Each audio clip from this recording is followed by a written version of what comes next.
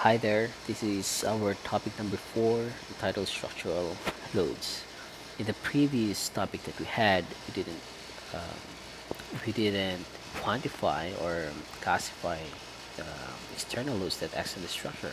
We just say that, okay, this is the loads, and then it's distributed or it's concentrated and things like that. But we didn't actually quantify them in a way that, for example, does it come from the dead weight of the member, of the structural member, or let's say, does it come from the wind forces or wind loads that's acting on the structure. Okay, so in this lecture, we'll be discussing those types of loads, and later on, we'll be able to compute those loads, and even if they're acting in combination, let's say the dead weight plus let's say the live loads, which later I will explain that. Okay, so first let's define what the structural loads are. So structural loads refer to forces that act on the structure. So these structural loads are a primary consideration in building design because they define the size of the structural members. Okay, so we need to quantify this structural load so that we can be able to safely specify or define the dimensions of the structural member. So meaning that you can see there's a loadings from this, let's say the structural loads, this loading aspects, and then another aspect is the capacity or the strength of the structural member. Okay, so we need to quantify those loads so that we can define the size, or in some problems or in some approaches, I think I've already discussed this regarding the analysis type of problem or analysis problem, and then the design problem. So if you recall, design problems that you have, you're given a load, and then I think let's write this down. So design, we are given a loads, and then to find the size of the let's say the member. Whereas in analysis type of problem, we're given the size, okay, to find the the capacity, to find the capacity, and then compare that to the loads.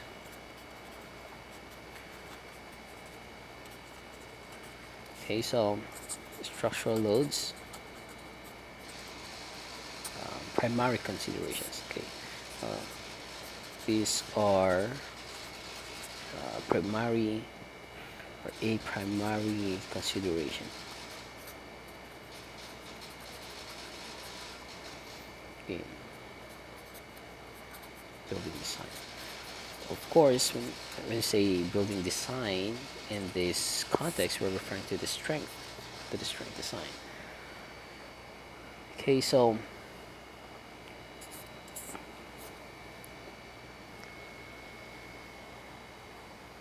in this topic, we're actually gonna refer to the description or definition of the definitions, and let's say the values of these loads from the codes, related codes. Okay, so let's have an overview of the different types of the structural loads. So number one, we have dead load. And number two, we have live loads. Then number three, we have roof live loads. Four is wind loads. Earthquake, number five. Then number six is soil lateral loads. Number seven is rain loads. Flood loads is number eight. And then number 9 is other minimum. Okay, so the dead load basically is the dead weight. That's the dead weight of the structure.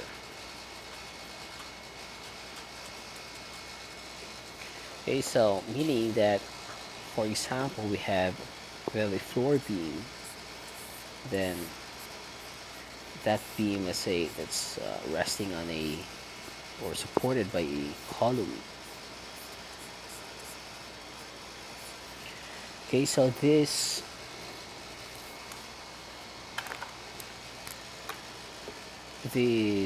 beam or structural member is actually there's actually um, a load from its weight. So supposedly this beam is carrying, let's say, a slab. Okay, so let's just cut a section. Okay, so we have a slab here. So of course, this beam also carries the dead weight of the slab. Okay, so basically when I say dead loads, they are referring to loads, okay, so that are constant in magnitude and fixed positions.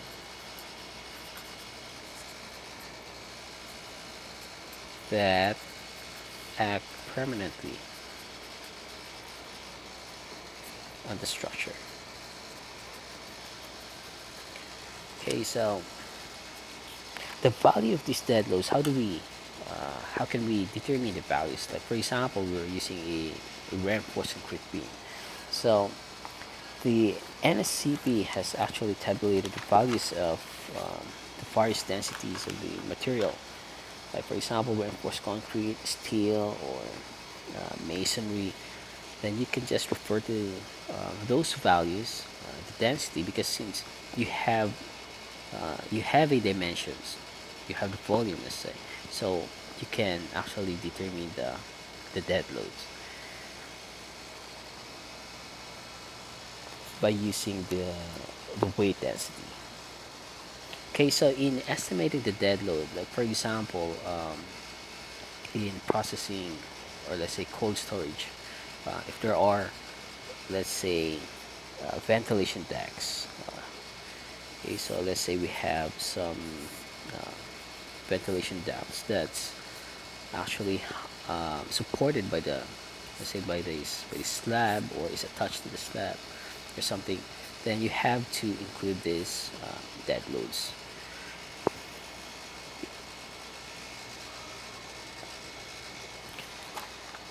Okay, so the next one is the live loads. Okay, so live loads are loads that are not fixed in position throughout the lifespan of the structure. So they're not fixed. So examples are occupants in the buildings, in the buildings, or the equipments or products. Probably in our case, in agricultural buildings, then that's going to be the products. Okay, equipment or products that are transient. Okay, so where do we get these live loads? So the live loads, um, there's also value of the uniform live load distribution in the code. So it is actually classified in terms of the occupancy or type of occupancy. So for example, our occupancy is a residential. It says that our uniform live load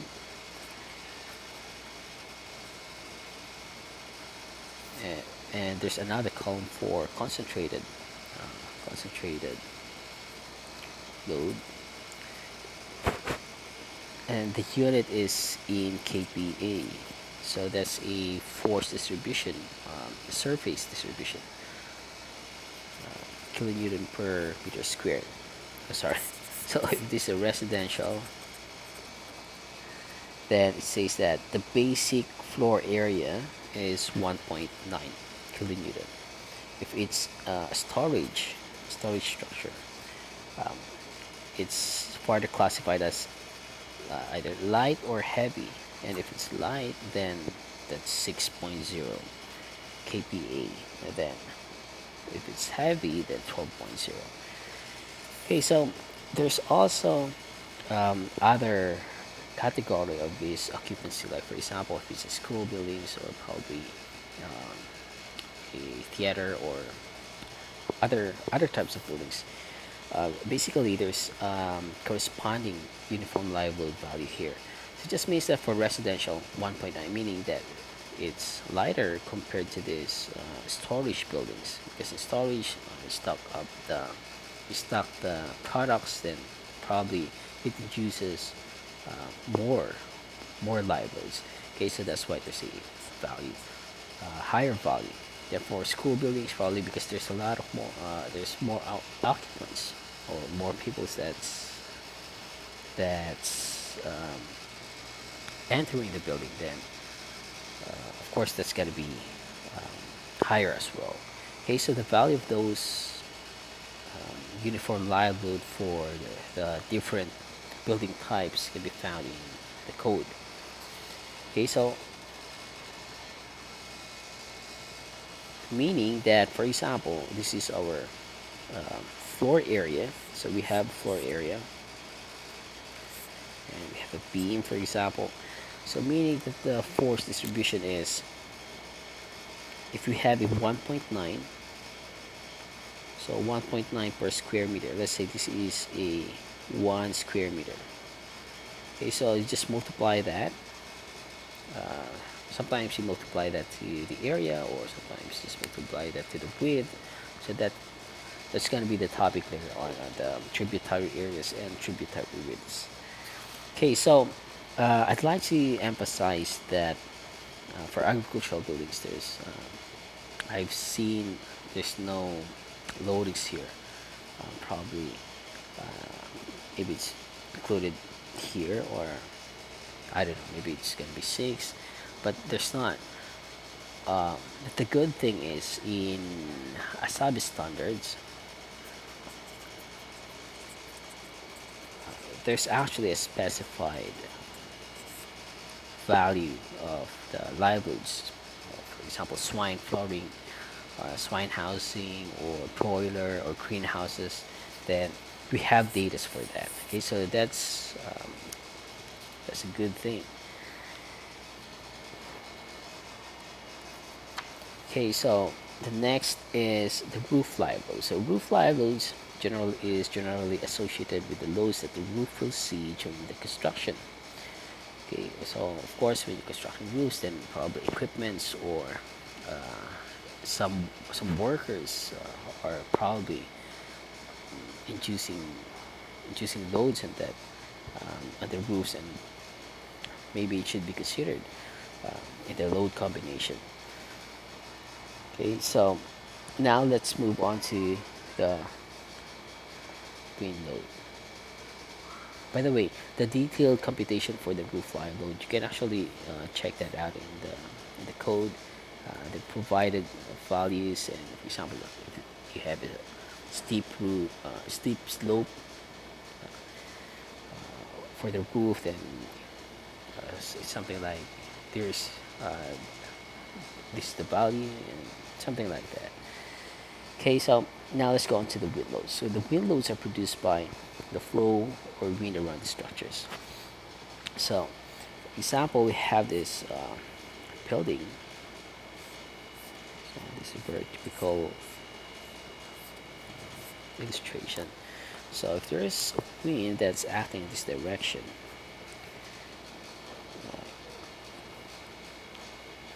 okay, there's actually you can actually represent that in terms of a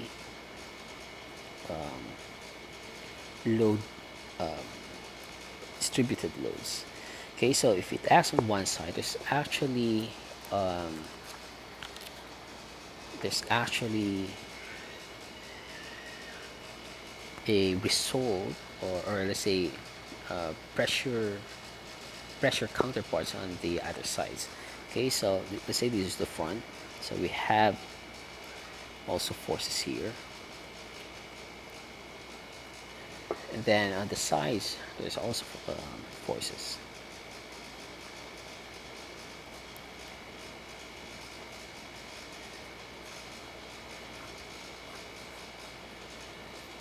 Okay, so if we try to look at the top view, then what we'll see is something like this. So this is the top view. Let's say this is the front. Okay, so front.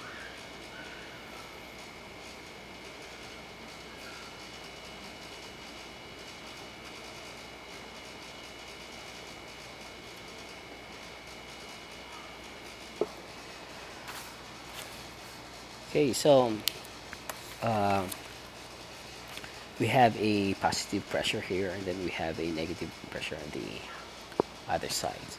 Okay, so the magnitude of the wind loads depends on the basic wind speed. Okay, so number one, it depends on the basic wind speed. Then depends on the geographical locations,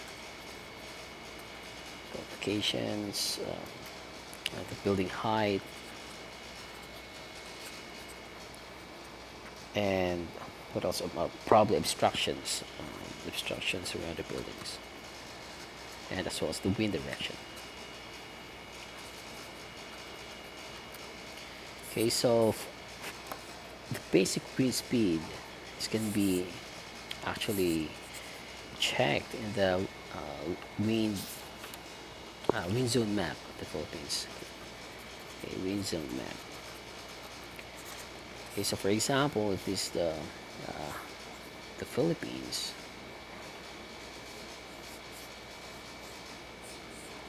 okay, so there's actually a line delineating that. Okay, so it says this is zone 1. Okay, and then another one is here is probably zone 2, then zone 3. Okay, so you notice that this part, the zone 1 is actually, if there's a typhoon that's coming, then they're the ones that will experience the highest speed, and then zone 2 will have a decreased speed, and the zone 3 a lower speed than zone 2. Okay, so in zone 1 we have 250 kph. Okay, so take note, we're using the 2010 of the NSCP. Okay, so 250 kph, and this one the speed is 200 kph. Then here we have 150 kph. Okay, so with regard to the geographical locations, then of course you'll see that the pressure, or let's say the wind velocity distribution, say for plain plain areas, for example. So we have this parabolic profile. So but if we have an escarpment or ridge, like for example we have like this, an escarpment, so instead that you're experiencing the maximum velocity at this point, the profile will be like this. Okay, so meaning it's no longer it's not as a function of height compared to this one. Okay, so if there is an escarpment or ridge, then you there's gonna have a different wind profile distributions. Okay, and then another is the building height. So from this uh, profile, you see that the higher the building, let's say this is the building, then actually the higher the building, then it's more prone, or let's say the more we have to consider the wind the wind loadings. Okay, and then there's obstructions. Let's say if it's in urban, or say you have trees and stuff like that, then uh, that also matters. Okay, so the detailed calculation of this can be found in the code. So you just refer to the code to um, know the details of that wind loadings. Okay, the next one is the earthquake loads. Okay, so earthquake loads basically uh, is a sudden undulation of a portion of the Earth's surface. So this is the building, and there's actually a movement here. Right? So there's a movement at the base of the building. So because of that movement, then there's actually gonna produce deflections here at the point. Okay, so we have a deflection. So of course, if that's gonna be taller heights, let's say a taller building, then probably uh, the deflection here, we need to consider the deflections. Like, for example, if the glass windows, probably if it deflects, then probably it can crack. Uh, so the point here is we need to consider the deflections here, or the earthquake loads in general. So let's say we have two situations here. We have one building, a small building, and then a taller building. Okay, and then what happened is there's an earthquake. So the question is, which one will fail, the short or the tall one? Okay, so the answer is that depends upon the type of the earthquake. So if the earthquake has a, let's say, a high frequency earthquake, so that's gonna be a lot of shaking, but short shaking, then the the the tall building will not be affected much compared to the short ones. So at that high frequency, uh, actually the short building will fail in shear. Okay, so that's the failure. But for tall buildings, if your earthquake is, let's say, you have a low frequency that sways back, let's say sways back and forth, then probably this one will fail. And the failure here is in terms of the bending. Okay, so that depends upon the type of the earthquake. Okay, so detailed procedures and calculations can be found in the code, but I'd also like to highlight the seismic map of the Philippines. So in the map we have, let's say this is the Philippines. We have two zones only. So we have zone 4 and zone 2.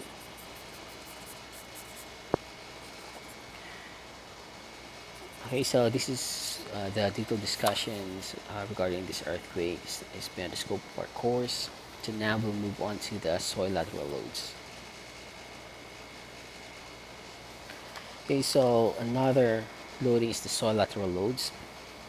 So basically, if we have a basement, for example, okay, so say this is our building, and we have a basement, then we have a soil, or let's say the ground. Okay, so this ground is actually inducing forces in the structure. Okay, so it might be significant that we need to consider this loadings, especially like for example if there's also water. Um, let's say it rains and then there's also water here, so we might also try to consider the loadings induced by the hydrostatic loads. Okay, but that's gonna be on the flood loads. Later we will discuss that. Okay, so next we'll move to the rain loads. So the rain loads, basically, it's about the weight of the accumulated of rainwater on the roof. So if you have a flat roof, so for a flat roof building, then let's say it rains and then it is filled with water. So probably the amount of water on the roof would be significant. So you need to consider that as a in the calculation of the loads. Okay, so probably the roof is let's say we have a slope roof, but that the problem is we have a clogged gutter.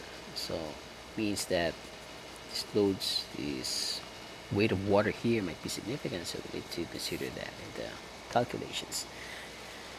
Okay, so that's just it. That's the rain loads.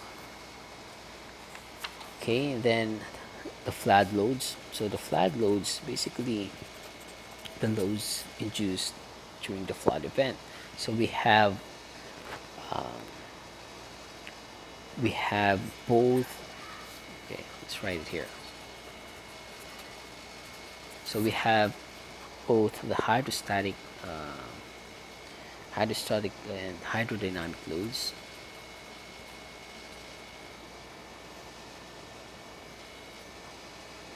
As well as in some cases during the flood event there might be some debris that's carried along the flood. So in that case, probably that debris or that wood log impact or hits the building, hits your structure. So in that case, probably impact force and wave loads be we need to consider those those type of forces. Okay, so that's all about the flood loads. And the last one we have the minimum loads, other minimum loads. So for the other minimum loads, so for example, we have a machinery in the building. So probably we need to consider that, and it falls under the classification of minimum loads, or probably examples elevators or crane loads and stuff like that. Okay, so that is classified under these other minimum loads. All right, so in the next lecture, we will discuss the design philosophies. Uh, what if these loads will be in combination? As actually, usually the dead load and the live loads, they're both acting, or let's say present in any group or in any building.